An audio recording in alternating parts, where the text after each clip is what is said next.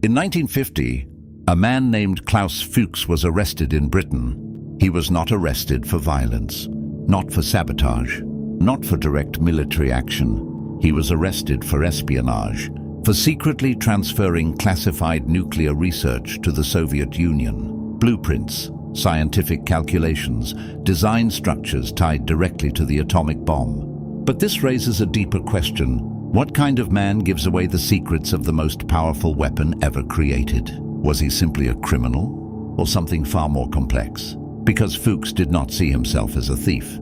He saw himself as a correction. In his mind, the world was becoming dangerously unbalanced. One nation was moving toward nuclear dominance, and dominance, in his view, was not safety.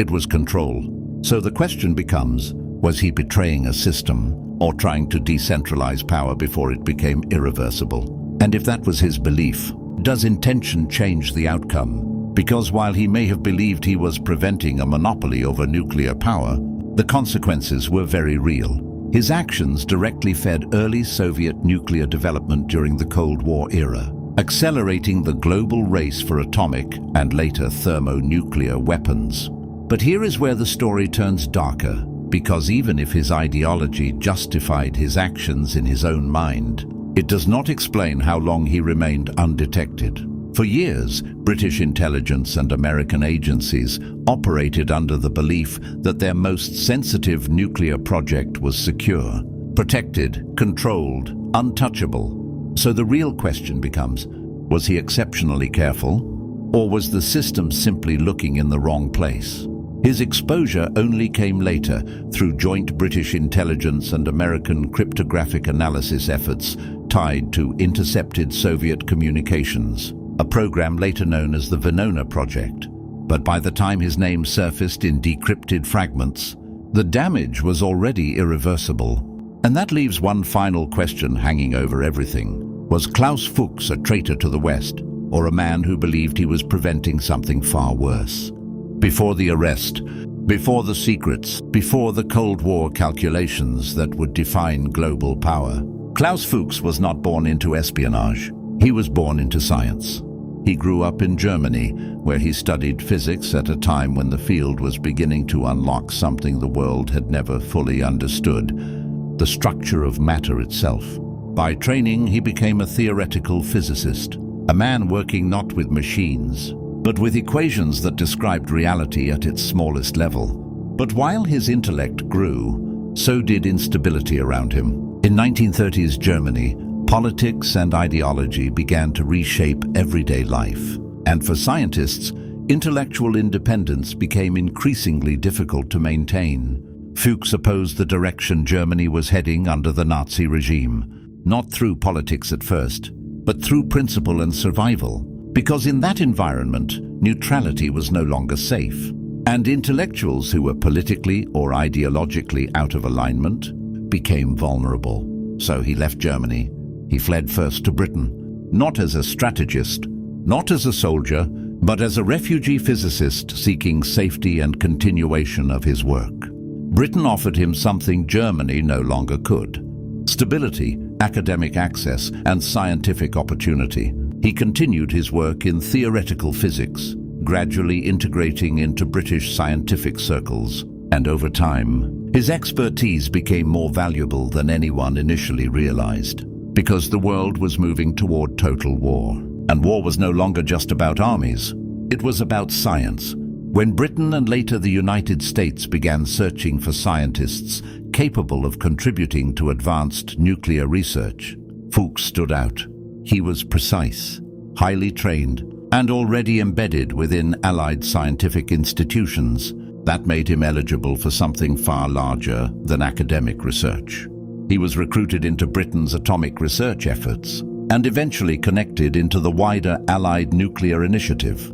This led him into one of the most secretive scientific programs in history, the effort to build the first atomic weapon, the Manhattan Project, a project that gathered the brightest scientific minds across the Allied world and placed them inside a single objective: to control nuclear fission before the enemy could. Fuchs was transferred into this system not as a political figure, but as a scientist whose expertise was now strategically essential. And once inside, he gained access to information that was never meant to leave the room. But what no one fully accounted for was that the man who had fled one collapsing political system was now standing inside the creation of a weapon that could reshape all future systems, and that is where the next shift begins. Because inside this environment, science stops being abstract and becomes consequence. Inside the system, Fuchs was no longer an outsider. He was now inside the most secret scientific operation in history.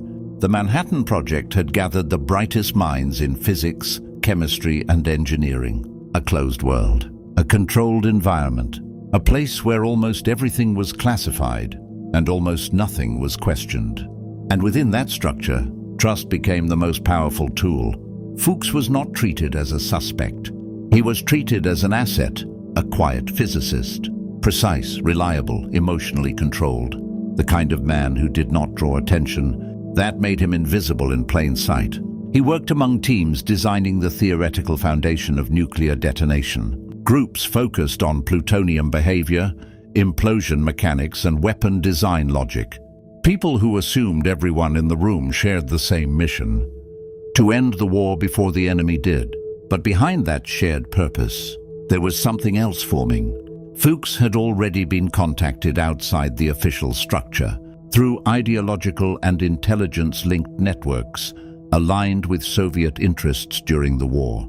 Handlers who did not need force, only access. Because inside the Manhattan Project, information did not need to be stolen physically. It only needed to be remembered. And Fuchs had exactly the kind of mind that made that possible. A photographic precision for technical detail, equations, designs, structural logic, all carried out through conversation, memory, and coded communication outside the project. No alarms were triggered. No obvious breach was visible, because nothing appeared missing, only duplicated. And while he moved between classified rooms and restricted discussions, the project itself was accelerating towards something irreversible. Then came the test, in the desert of New Mexico, at Trinity Nuclear Test. The world's first atomic weapon was detonated, a flash brighter than the sun, a shockwave that reshaped silence itself, a moment where physics stopped being theory and became reality.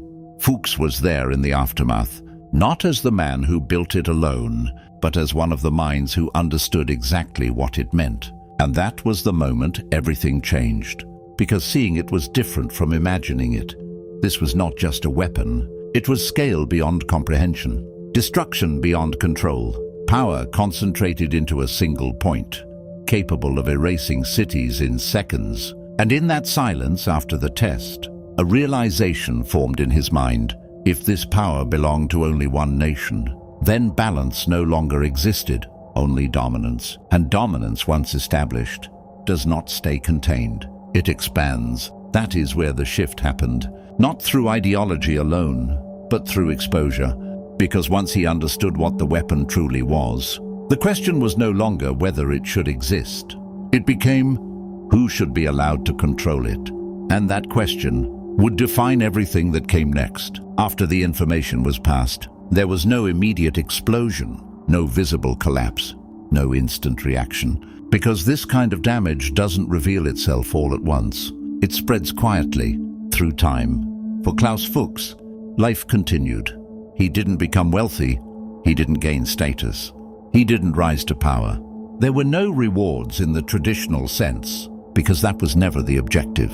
Fuchs was not driven by money. He was driven by belief. The belief that nuclear power should not be controlled by a single nation. That balance, not dominance, was the only form of stability. And in his mind, he had already achieved that. But while his life remained stable on the surface, the world around him was shifting, because the information he had transferred did not sit idle. It was studied, reconstructed, applied. And within a few years, the Soviet Union successfully tested its own atomic bomb. Soviet atomic bomb test. Much sooner than American intelligence had predicted. That moment changed everything. The United States no longer held exclusive control over nuclear weapons. The balance had shifted, and with that shift, came escalation. American leadership began accelerating efforts towards something even more destructive, the hydrogen bomb, a weapon far more powerful than anything used before. Because once monopoly was lost, competition took over. And competition at that level does not slow down, it intensifies. But while the geopolitical consequences were unfolding, another process had already begun in the background: investigation. American agencies, including the early formation of the Central Intelligence Agency, alongside British intelligence, began re-examining security failures within the atomic program. Not looking for a theory, looking for a person. The breakthrough didn't come from suspicion. It came from signals, intercepted Soviet communications, encrypted cables, fragments of conversations that had been hidden for years. These decryptions, part of what would become known as the Venona project, began to reveal patterns, codenames, references, repeated connections, and slowly, a profile began to form. Not of a soldier, not of an outsider, but of someone inside the system. Someone trusted, someone precise, someone who had been overlooked for too long. And eventually, those fragments pointed to a single name: Klaus Fuchs. By the time investigators closed in, the damage had already been done. The secrets were no longer secrets. The knowledge had already spread, and the world had already changed. Fuchs had gained no wealth, no public recognition, no visible power. But his actions had triggered something far greater than personal reward, a permanent shift in global balance. He didn't profit from what he did, but the world paid the price for it. By the time Klaus Fuchs was identified, he was no longer in America. The war was over. The Manhattan Project had already achieved its objective. The atomic bomb had been built, tested, used, and Fuchs had returned to Britain. He was working at a British nuclear research facility, living quietly, still trusted, still seen as a scientist. But behind the scenes, the investigation had caught up to him. Because the breakthrough didn't come from surveillance, it came from intelligence, intercepted Soviet communications, decoded fragments tied to the Venona project. And since Fuchs was now on British soil, this became a British operation, handled by British intelligence. He was approached in Britain, not chased, not hunted in public, brought in for questioning. Calmly, quietly, across from him sat a British intelligence officer, an experienced interrogator, the kind of man known for extracting truth without force. He didn't accuse immediately. He didn't raise his voice. He presented evidence slowly, fragments, connections, patterns that pointed in one direction: Fuchs.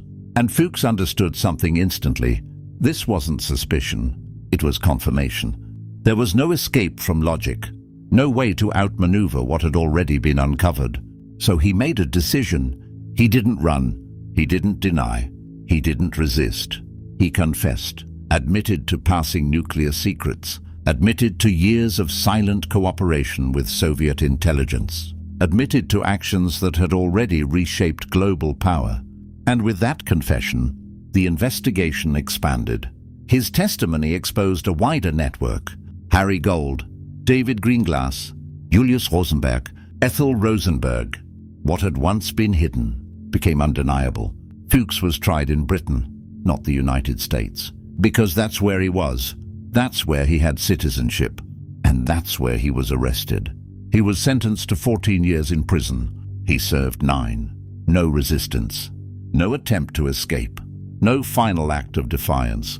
And after his release, he left Britain, moving to East Germany, where he lived out the rest of his life, not as a public figure, but as a man who had already changed the course of history, because the true consequence of his actions was never the prison sentence. It was what had already been set in motion. The Soviet Union had the bomb. The United States had lost its monopoly, and the Cold War had entered a new phase. An arms race, faster, more dangerous, more unstable, a chain reaction that could not be reversed.